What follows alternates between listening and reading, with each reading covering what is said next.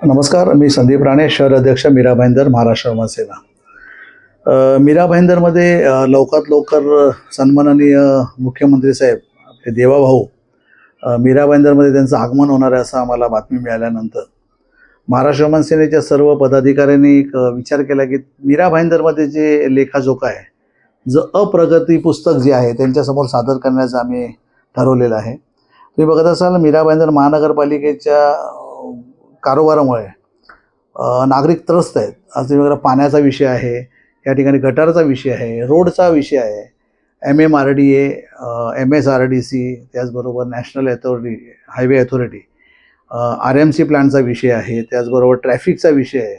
असे अनेक विषय मीरा भाईंदरमध्ये प्रलंबित आहेत। फार मोठे मोठे दावे आश्वासनं झाली तरीही कुठे पूर्तता झालेली नाही आहे। मीरा भाईंदर महानगरपालिकेच्या जे अंधाधुंद कारभार चालू आहे, लोकांची काय पडलेली नाही आहे, लोकांची कामं होत नाही आहेत।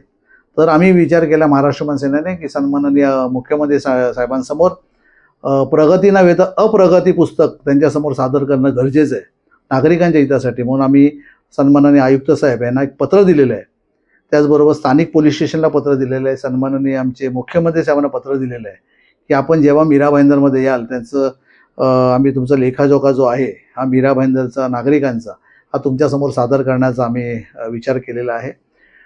त्याचबरोबर मीरा भाईंदरमध्ये ज्या समस्या आहेत त्या कुठेतरी चांगले मार्गी लागतील। जे आश्वासनं त्यांना मिळालेले आहे ती पूर्तता न झाल्यामुळे नागरिक त्रस्त आहेत।